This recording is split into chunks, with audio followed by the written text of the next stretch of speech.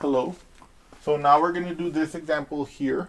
What you'll notice here is that this is not an absolute value equation directly. This has some stuff going on first.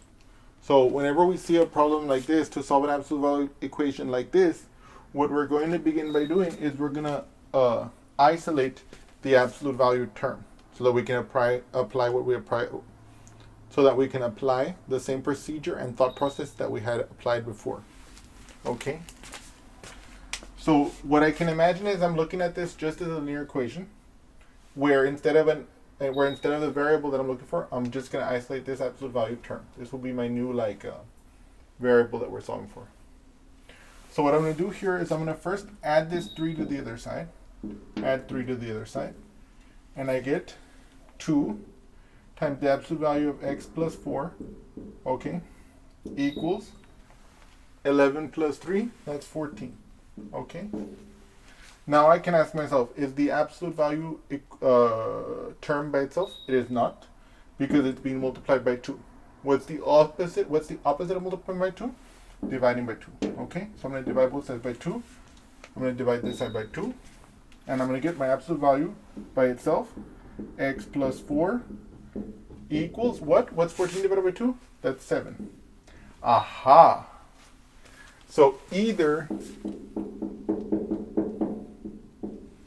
the x plus 4 is less than or equal to 0, is less than 0, or the x plus 4 is greater than or equal to 0, right? Okay.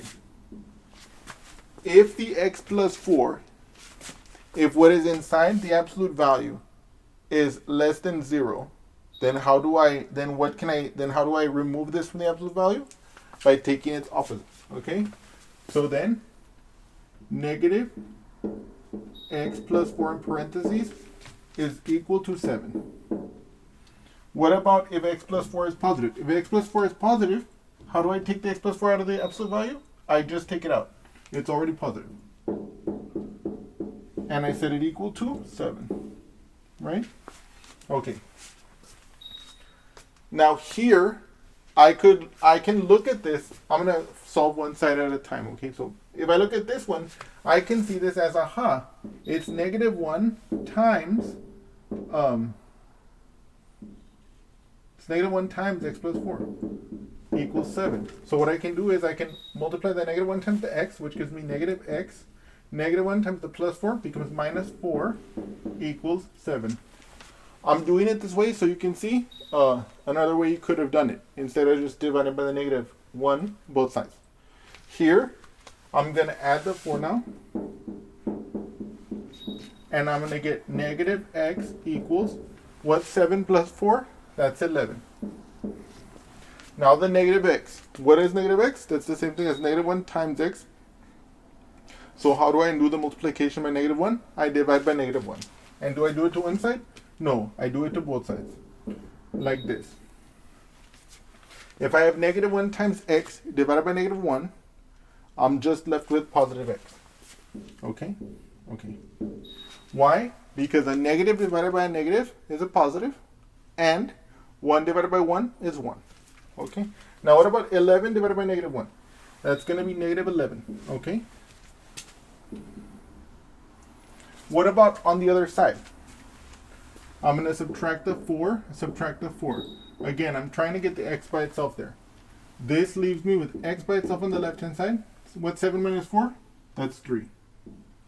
So now I have my two solutions, or my two alleged solutions.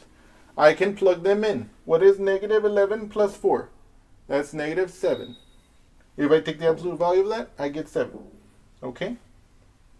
And in fact, if this is 7, 7 times 2 is 14, 14 minus 3, that's in fact 11. So it does in fact make the equation true. The original equation. What about x equals 3?